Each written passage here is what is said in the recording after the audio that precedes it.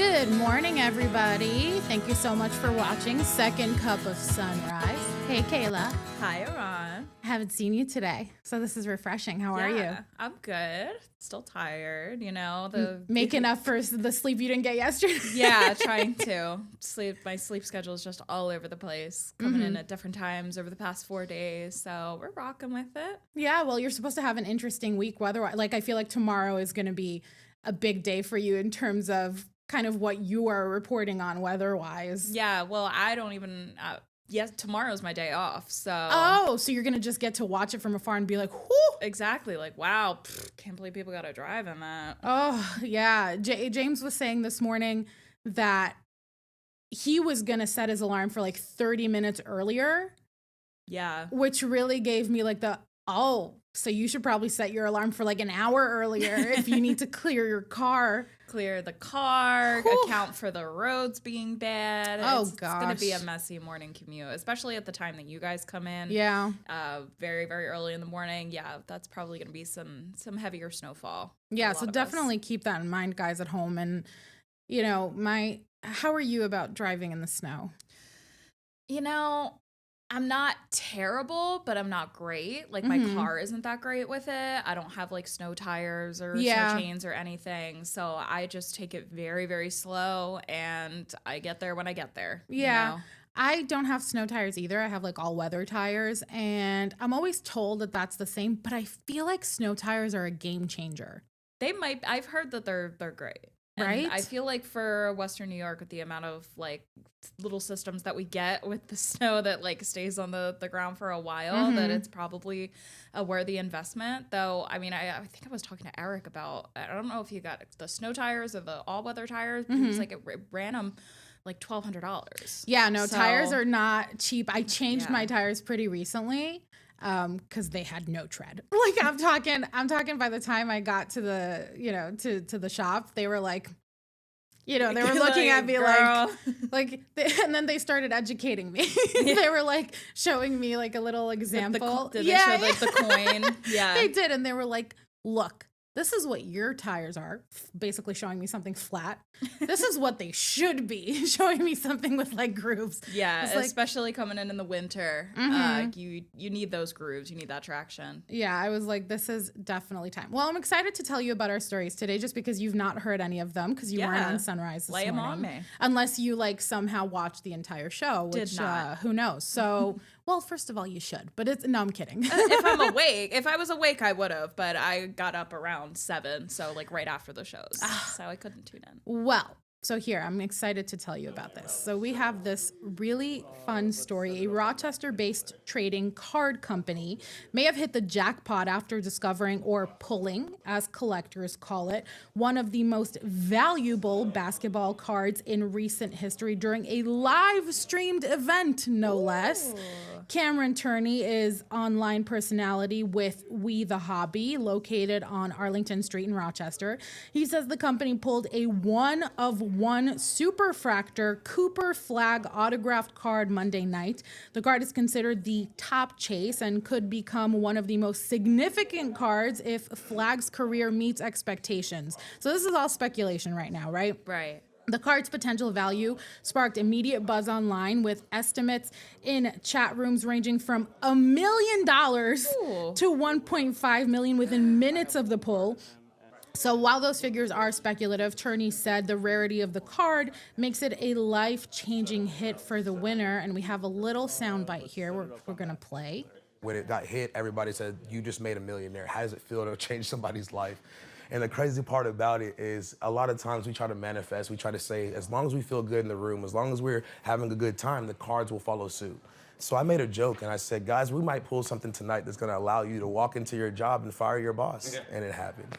The rarity of this is unreal. It's just absolutely, it's an actual lottery shot. So the expectation to come into a break and just think that this is gonna happen every day, I don't wanna put that out there, let's just be honest, right? But that's why something like this is so rare. So obviously, I mean, maybe not obviously, but I don't know anything about basketball, but his enthusiasm about this really won me over. So the Yeah. winner will have the option for what to do next, including professional grading and white glove shipping services offered by We the Hobby. Grading could increase the card's value even further. So again, his enthusiasm about what this kind of card is and what people should kind of think about. $1 million, like Crazy. right? I mean, Imagine. I've seen some expensive cards, like my brother does Pokemon cards. Mm-hmm. And so I know about like the grading process and everything. And so the fact, like, it shocks me when they get over $1,000 in price. Right? So for one to be worth $1 million and for it to be pulled right here in Rochester, I mean, that's wow. Right? Wow. And the whole mint condition thing. So one time I actually got a in the mail, like priority mail, basically these cards. I think they were baseball cards.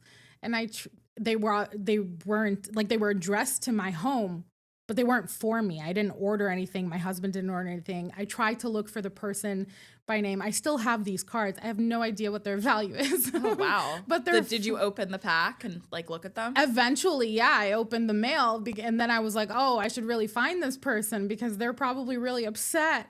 And I did my best, but it was like a really common, like, Johnson kind of last name. So it wasn't really Hard to find the person. It was hard to find the person, and I still feel really bad about it. But then I was like, wow, these things really matter to people, the whole mint condition big kind time. of. And that's not even talking about like comic books and getting into, action figure type stuff. So people are, really into collectibles. Do you collect anything? I collect, I mean, not like collectibles, but like if I go somewhere new, I get a magnet. And so like I've got a Okay. collection of magnets of places that I've been. So nothing like rare, like that type of like the car dealing and everything. But yeah, magnets. Do you collect anything?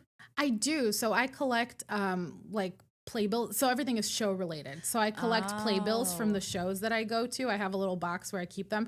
And it's really nice because sometimes like I have a few that are signed by the actors and stuff. And Yeah. or I remember like, oh yeah, you went to the Q&A for this. Or oh yeah, you met this actor. So it's nice to kind of reminisce and see Yeah. where you've gone and who you've met and remember all that. But then I also buy a t-shirt. So I have a collection of t-shirts and I'm considering like quilting it or doing something because right now they're not used. Right, like you don't wear them; they're No. just there. I think the quilt option with t-shirts that you don't wear is a great option. And I might still not use it, but maybe frame it. I don't know. Yeah, it would be easier to frame a quilt than like framing every individual t-shirt, I assume. And I think it would just be really cool. Okay. Definitely. So with that, let's take a little break.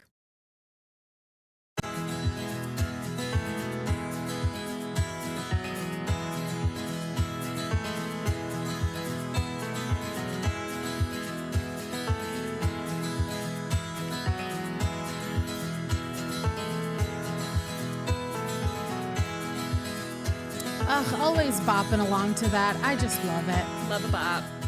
I'm good with the jingles always.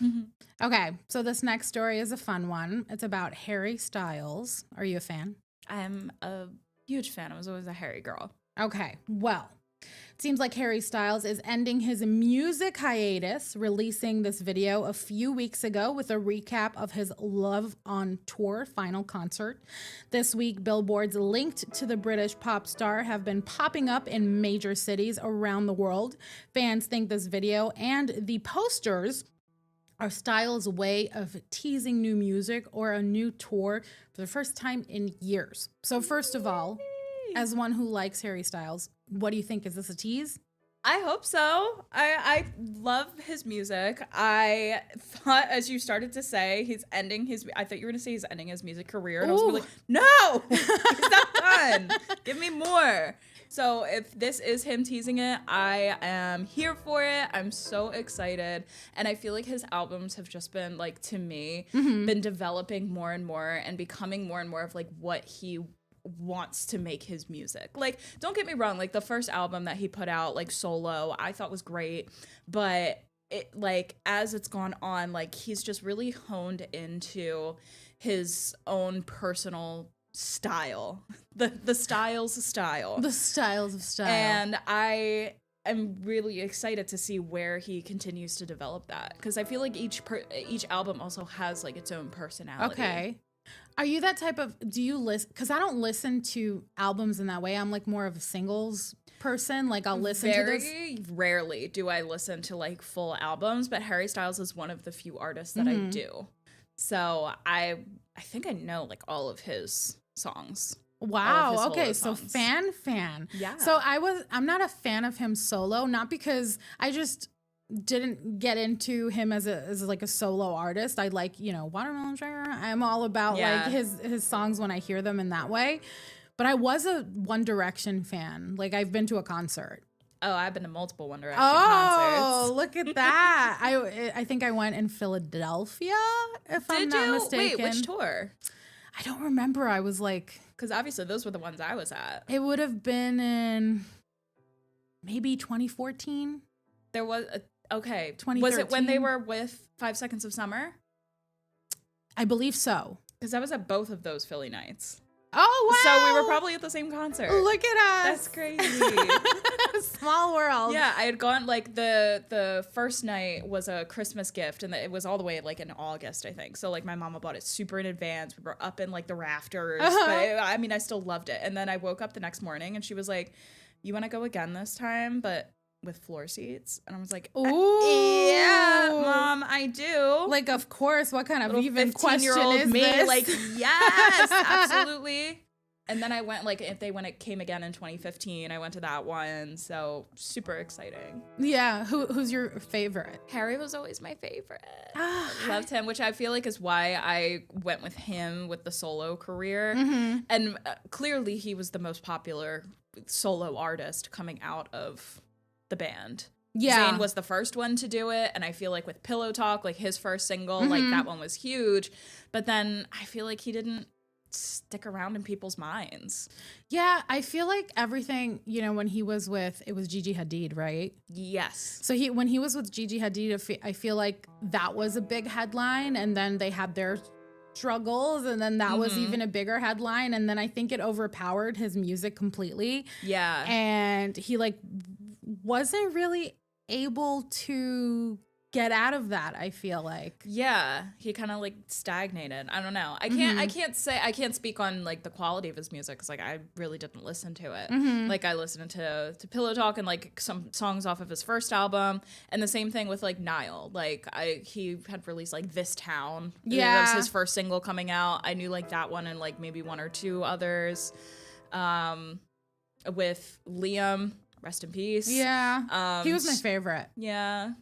He was honestly like the best stage personality, I think, when it came to like with the band. Like he was the one that was like talking with the crowd and keeping everyone engaged. Yeah. Whereas everybody else was just kind of like felt supporting to that.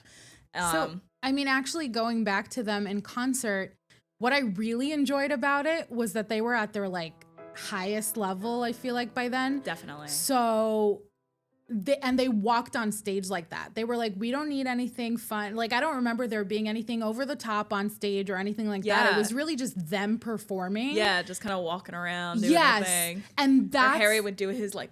Yeah, it was all very like... I don't know. It was just them performing. It's like Britney Spears puts on big shows, but like if you would have just had Britney Spears on stage, I'd probably love it. Yes. So it's like one of the, or, Shakira, J-Lo, all of these artists that do really big things. And then you have like, artists like Frank Sinatra sitting there playing their piano very quietly, and everybody's like, oh, fawning over them. Like, you're amazing. And I get it. It's Frank Sinatra. But my point is just that there are some, like Lady Gaga also puts on very huge shows. But if she was just sitting there with a piano, I'd still love everything she does. Yeah. She has that phenomenal voice that like just draws you in. Love Lady Gaga. So there really are just artists who can get away with Adele, another example of somebody who doesn't have to put on a big show. She just sits there and always sings. known that. Yeah. Yeah, but she was always amazing. Anyway, like who would think that she would have been just she was just a songwriter at some point. Yeah, and God, those vocals. I was literally listening to Adele on my way into work today, and I was like, God, she's so good. She is so good. Well, on that note, because we can't top Adele, let's take a little break.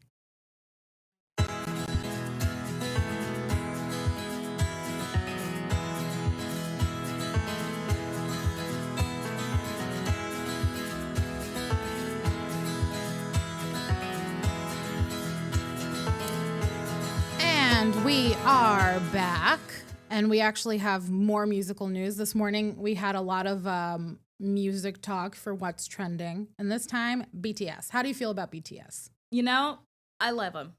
I can't say, like, I don't know their music nearly as much as Harry Styles. I know some of their more popular songs, but the songs that I do know, I love.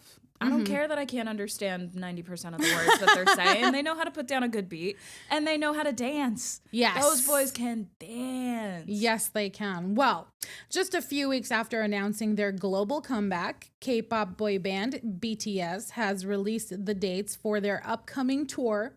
The first U.S. concerts will take place in Tampa at the end of April, which I thought was an interesting destination to choose. That is an interesting right? one. Like, is there a huge K-pop following, like BTS lovers in Tampa? I don't who know knows? what goes on down in Florida, okay? So, very possible. And the tour marks the band's first performances since 2022, when members left to perform mandatory military service. And what I find really interesting about them is that they still have a very, very loyal following. And they've not performed since 2022. I didn't realize that it had been that long since they had performed. Same. I knew that they had taken that hiatus because I thought it was only one of them that had to do the military service. But yeah, I didn't realize it had been a while. I thought I heard a while back that he had come back from military service. Maybe they were just like retraining themselves to get ready to go on tour at this point. Oh, that makes sense. And also, like, I've heard of those, basically like boot camp for K-pop. Yeah. So I mean, they get intense. it's intense. Yeah. With all they're basically dancing, singing, and most of them are actors, I think, as well. Oh, do they act? I believe so. I don't know if BTS does, but I know K-pop, like, Idols figures usually do. in general usually do. I'm pretty sure, I forget what band this is, but one of them was on like White Lotus, Oh, really? the newer season, and apparently people went wild, and they were on set all the time kind of bothering her and shouting. I'm sure it doesn't bother her. Like, I feel like when you're famous, there's a certain level of expectation. You expect people to bother you. Just a little bit. I don't know. And then you have people who are all upset about that, I guess. I've seen like more, celebrities be like, oh, people shouldn't follow me and shouldn't this. And I get that you're supposed to have a life, but also you're a very public figure. Right. Like, you have to expect it, Like, you can't have that life and not have people approach you. Like, you and I, like, I'm sure people approach you on But the I love street or, it like, when usually people are so like, nice. yeah, always so nice. Nobody approaches me just to be like, you stink. Yeah. So it's always nice. It's always welcomed. And like, thank you for being a viewer. And thank you for, feeling comfortable to come and say hi to me. I mean, the mean stuff they do in email. Exactly. They hide behind the screens when they want to say something mean. Yeah. I mean, sometimes I appreciate, feedback that's critical and If it's necessary. Right. Necessary is the key word, because sometimes it's not necessary. No. You did not need to say those things. Sometimes it is not necessary, and you do not need to say those things. So we're actually going to get to our last story here, and it's all about Barry Manilow. Do you know anything about Barry Manilow? I do know oh my gosh. I know a good bit of his songs. My mom and my grandmom typically make a trip to see him every year. Aww. So, yeah. Well. Oh, they rescheduled it. Yeah, exactly. So he's not headed to Copacabana, but he is returning to the stage less than a month after musician Barry Manilow announced a lung cancer diagnosis and plans to postpone his tour. He posted on social media that shows have been rescheduled. He's also added 6 additional dates. His farewell tour kicks off at the end of February. And I hope that means good things for his health. I hope so. I forgot that he had that diagnosis. So these reschedulings make sense now. And I mean, I wonder how that affects the singing, having lung cancer. I mean, you need your lungs to sing. Yeah. And I wonder if, he's feeling any sort of residual anything. I mean, like fatigue. He doesn't, again, like we were just talking about celebs kind of owing, so to speak, the public something. And he doesn't owe us an explanation on his health, but it would be really, people love Barry Manilow, like your mom and grandmom. Yes. So, I feel like they'd be curious to know about his health, and then also be like, oh, we're glad you're doing well, kind of a thing. Absolutely. So we don't have the 8-day, but let's talk a little bit about what you're expecting to see over the next, I guess, 24 to like 36 hours. Yeah. What are you expecting? Yeah, so it's certainly been changing, and I feel like we've been mentioning that this is like a interesting system, the fact that we are this close to it, that it's coming later tonight, and that there's still like that variability of like what is actually going to happen here. Yeah. So it's changed from yesterday. You know, yesterday I was leaning more conservative on the numbers that we would end up seeing, but it's looking more and more likely that the atmosphere is looking kind of juicy.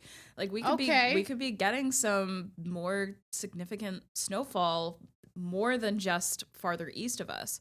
So likely after sunset tonight and those temperatures really start to drop, that's when you'll start to see the snow accumulating. And in that overnight period, like I mentioned, when you and James come into work, is probably going to be some heavier snow at times. So at that point, because you have both the moisture from the system itself, and then given the wind direction, you're getting a little added pump from Lake Ontario. Okay. So with that being said, I feel like what we have, our snow map for Monroe County right now, we've kind of got a contour going right through Rochester. That's a 3 to 6 inch contour further to the south, and then 6 to 10 further towards the north.